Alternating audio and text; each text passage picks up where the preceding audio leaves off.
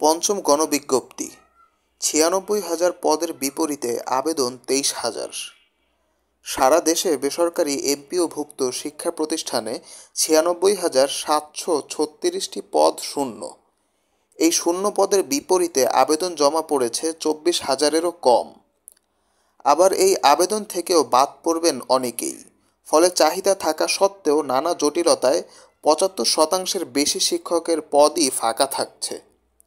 সোমবার ২০ মে বেসরকারি শিক্ষক নিবন্ধন ও প্রত্যয়ন কর্তৃপক্ষের একাধিক কর্মকর্তা এ তথ্য জানিয়েছেন।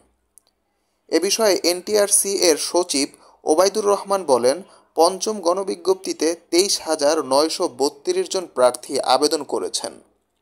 আমরা আবেদনগুলো যাচাই বাছাই করছি।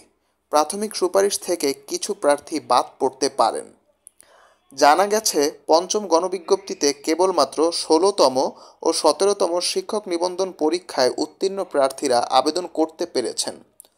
তবে ১৬তম নিবন্ধনে উত্তীর্ণ অধিকাংশ প্রার্থী চতুর্থ গণবিজ্ঞপ্তির মাধ্যমে বিভিন্ন শিক্ষা প্রতিষ্ঠানে যোগদান করেছেন। ফলে আবেদন আরও কমেছে। এছাড়া ১৭তম শিক্ষক নিবন্ধনে উত্তীর্ণ হলেও বয়স শেষ হয়ে যাওয়ায় অনেকেই আবেদন করতে পারেননি।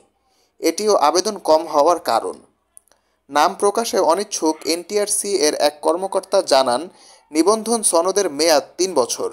এটি পঞ্চম গণবিজ্ঞপ্তিতে কার্যকর করা হয়েছে। এর ফলে বয়স ৩৫ বছর না হলেও অসংখ্য প্রার্থী আবেদন করতে পারেননি।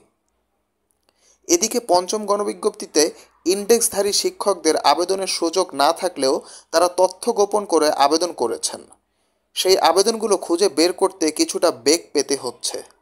দ্রুত সময়ের মধ্যে এই কাজ শেষ করার চেষ্টা করা হচ্ছে। আবেদনগুলো খুঁজে বের করার ওপর প্রাথমিক সুপারিশের সময় নির্ভর করছে বলে জানা গেছে।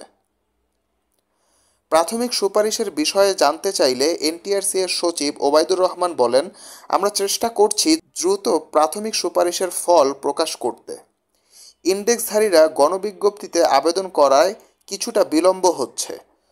কবে সুপারিশ করা হবে সেটি এখনই বলা যাচ্ছে না।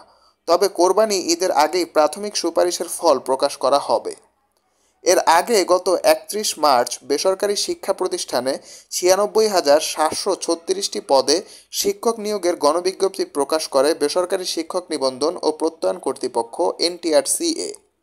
এর মধ্যে স্কুল অ্যান্ড কলেজে পদসংখ্যা ৪৩,২৮৬, মাদ্রাসা ও কারিগরি প্রতিষ্ঠানে ৫৩,৪৫০টি পদে শিক্ষক নিয়োগ দেওয়া হবে।